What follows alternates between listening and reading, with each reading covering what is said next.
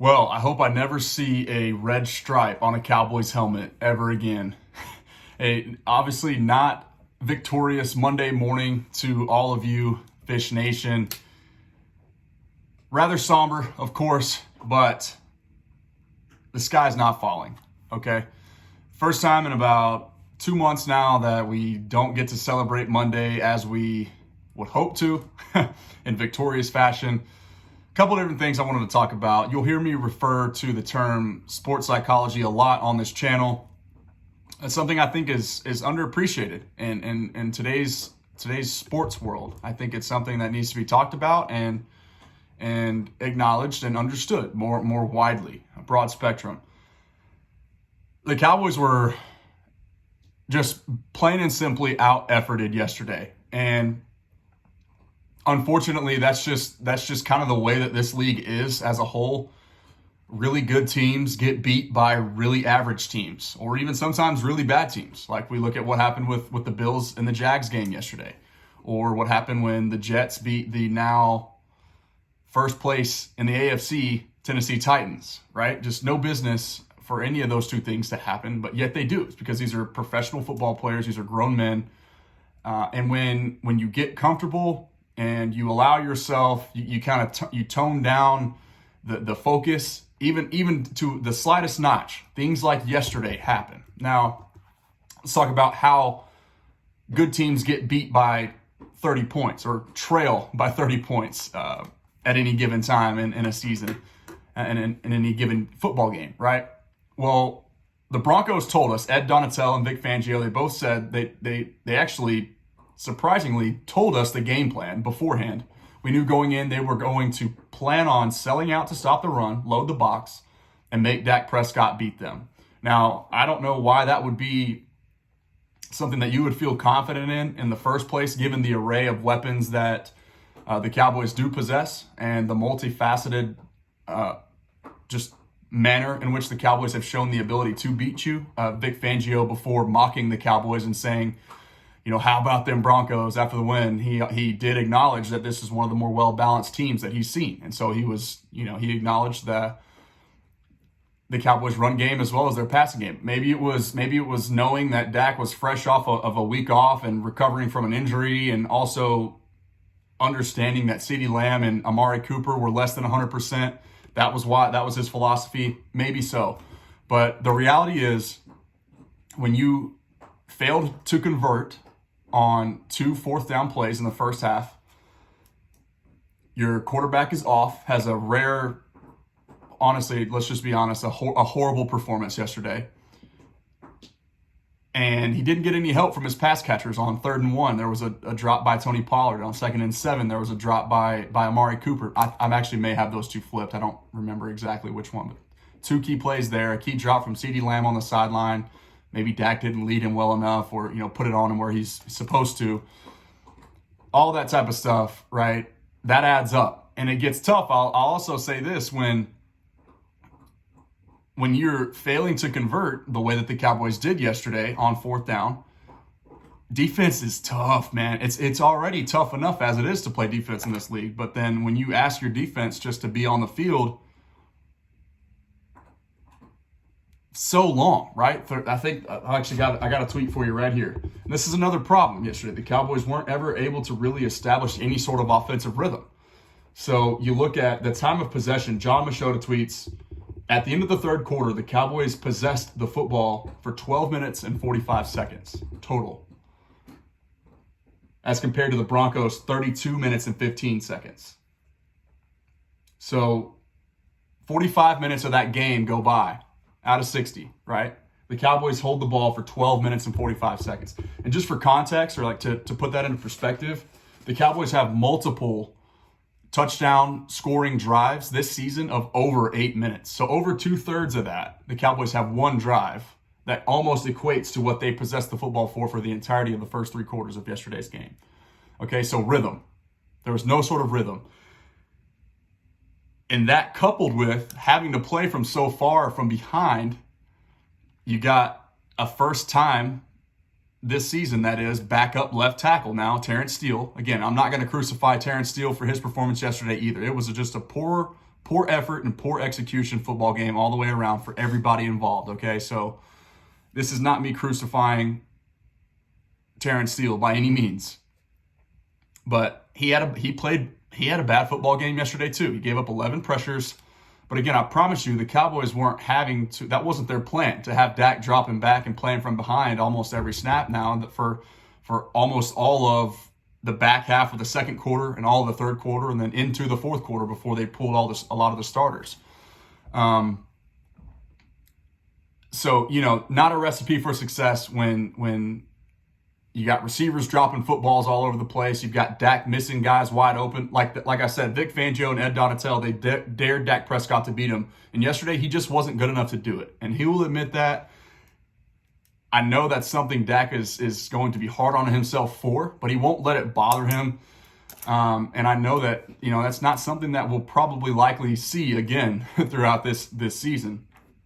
There are two good things, though, that come from yesterday's performance, if you want to say that, right? Or one good thing, at least directly relating to the Cowboys on the field, is relatively unscathed injury report. After that game, we'll obviously have to monitor Zeke's knee. We all saw it was widely covered. The telecast was talking a lot about it too, but clearly Zeke playing through some pain and discomfort. Like my guess is it's some sort of knee contusion. We'll have to see what the report is today and the status of that is. Maybe saw Tony Pollard get dinged up there late, but aside from that, really it was a relatively unscathed day for the Cowboys injury-wise. And then also they got some help in the playoff picture from a couple AFC teams last night. I know a lot of people probably paid attention. The Chiefs took care of business in beating the Aaron Rodgers-less Green Bay Packers, who at the time had one loss, and more of the same for the Tennessee Titans last night. Now at the top of the AFC picture, taking care of the LA Rams for us as well. So the NFC standings, Cowboys didn't really lose much ground. The Cardinals did beat the 49ers yesterday, but the Cardinals are the lone team of those two that remain on the Cowboys schedule moving forward. So it'll be a control your own destiny type scenario there for us. But again, yesterday to me, I'm not gonna say the sky is falling. I'm not gonna panic. I'm not gonna freak out. We've got a 7-game sample size of this team showing us that they are not what we saw yesterday, and I would expect that trend to continue moving forward. Couple other performances. Micah Parsons is worth noting. Played another fantastic game yesterday. Oso Odigizua, more of the same. I loved what I saw. Just the effort, the continuous motor and effort and energy from those two guys. Really, those were the only two that I could say that I saw that consistent effort from. I know Lyle Collins didn't play his best game yesterday, again, getting reacclimated, and Terrence Steele, deserves a lot of credit for what he's done on the right side, locking down that side of the football in place of Lyle Collins. But I promise you, it's different. Not only when you're having to switch sides, it's a completely different technique. So that takes time to settle in, right? You would like to think with, God forbid, if Tyron Smith can't come back and play next week, then Terrence Steele will look a little bit better just because he's got that familiarity starting to work in his favor now. But it's a little bit different when you go from playing next to an all-pro right guard and Zach Martin and switching it to the other side and playing next to a person that's not quite up to par with Zach Martin's caliber in Connor Williams. So I'll give Terrence Steele a pass. I'll give Dak Prescott a pass, and I'll give our pass catching unit a pass as well. We have plenty of evidence suggesting that this was the outlier for yesterday's game. Okay. Another thing I wanted to mention really is, I guess I'll kind of close with this, honestly, is we talked about the sports psychology element, the effort. I loved seeing that warrior mentality from Dak Prescott, staying in the football game and leading 2 touchdown drives at the very end when it was just a bunch of twos, a number 2 skill players out there with him. He didn't have to be on the field at that time, but he did just because he wanted to. In my opinion, this is, again, the way I interpret it. He wanted to go out there and show that competitive fire and desire and let everybody else on that sideline who was over there questioning what the hell just happened right after getting their asses kicked on, for really 4 quarters, Dak letting everybody know, hey man, it's all right. It's this is the type of thing that happens. He's sending a message saying, I've got y'all's back. Just continue working, and I know you'll have mine. So I really love seeing that warrior mentality, that competitive spirit from QB1 there. I thought that was just kind of a cool thing, out there with the twos. Like Corey Clement was out there at the running back position, and then it was the receivers made up of Malik Turner, Noah Brown, and Cedric Wilson. I think Dalton Schultz was still out there at the time, but that's neither here nor there, really. Again, all comes back down to effort to me in this game. It's kind of, it seems rather simple or an oversimplification, but I think it's really that simple. It's a season when there's an extra week to account for, and honestly, I think we're just kind of at that middle point to where it's really going to start getting hard, and where we're really going to start seeing things like this happen more frequently.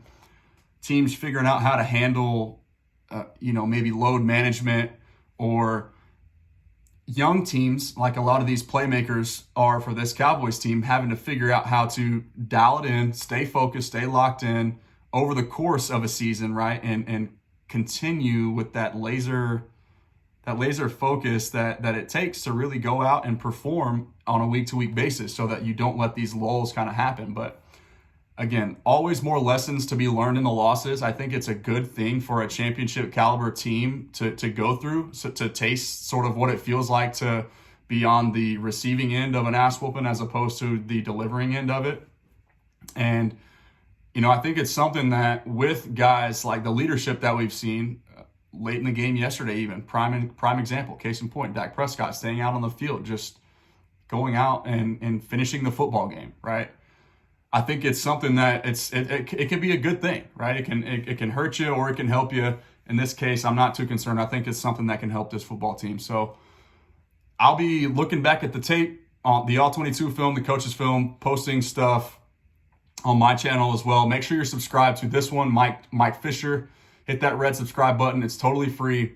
And if you like this content and you want to see more film breakdowns, I'm going to be posting a lot more of that stuff after each game, just throughout the week, getting a glimpse from all 3 phases, highlighting good plays, bad plays, and everything else in between that I feel needs to be mentioned. It's a learning process for me as well. I'm having a lot of fun with it, just seeing things and trying to teach myself some stuff that I may not have otherwise picked up on watching a game from the normal telecast. So the All-22 film is fun. You can really see things from a completely different perspective that kind of helps make sense of what really went down yesterday.